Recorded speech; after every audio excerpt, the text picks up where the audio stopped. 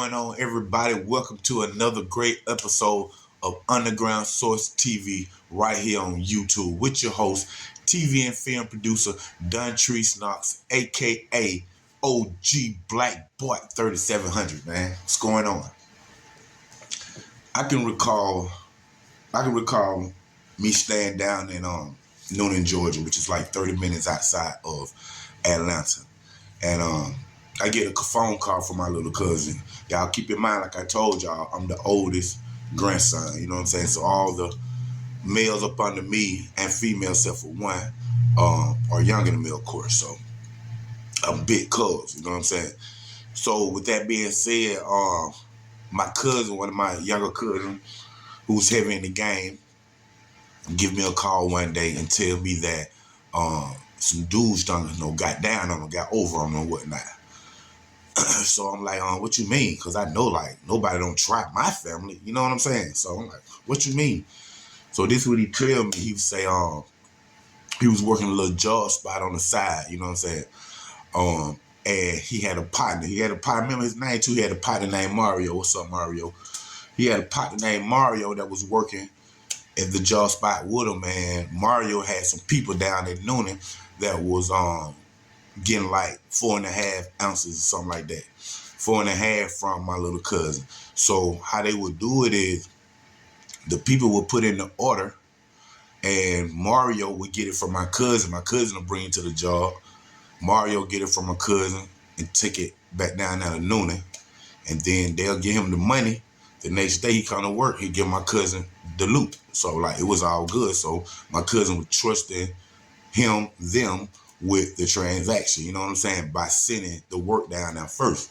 So they had probably got 4.5, probably about 4 or 5 times from my cousin through Mario. So this last time they had won the quarter key.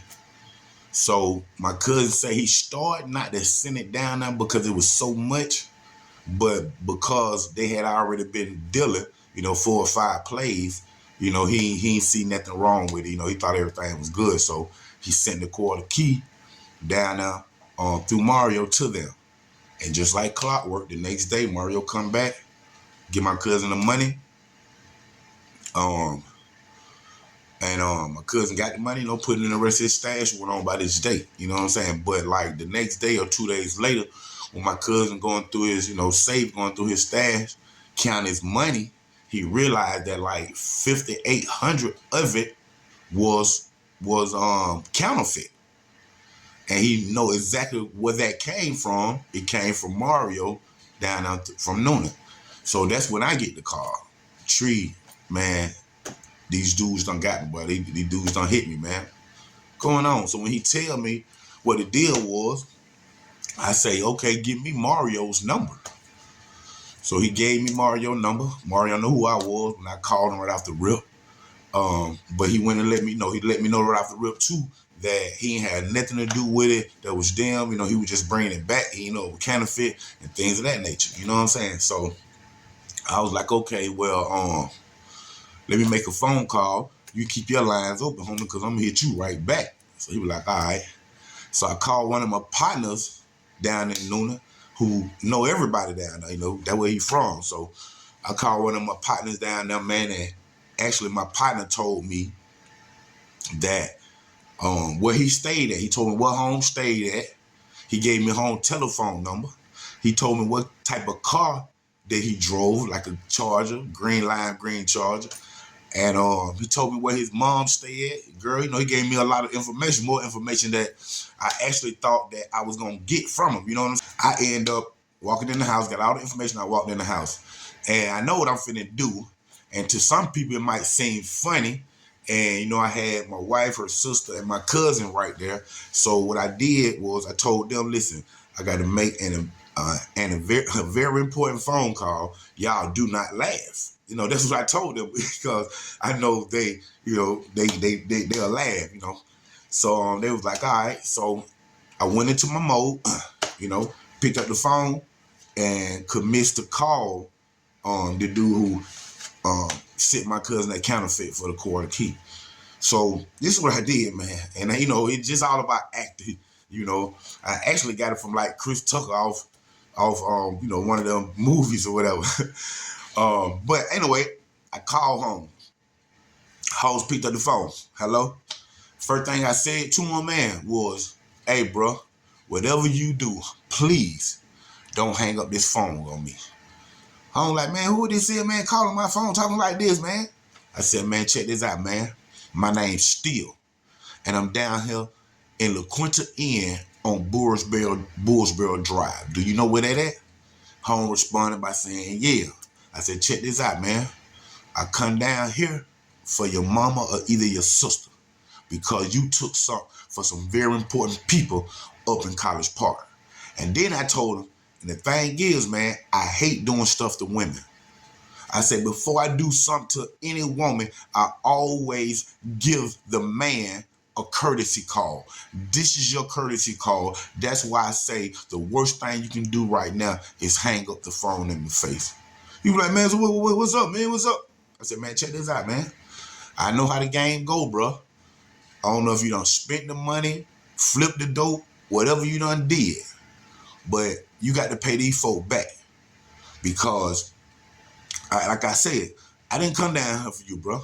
I came down here for your mama or your sister. I know what kind of car you drive. This is where your mama stay at. This is where you stay at with your girl. And this is where your sister stay. Now, I said, now check this out now. This real talk now. Now, you can show good favor to my people up here who sent me down here for you. I said, you can just pay them back. Now, like I said, I don't know what you done within these 2 or 3 days, whatever. You don't have to pay them all the money back right now. You can pay it back in installments. But as long as you pay it back. And then I told him, I said, now you think about that.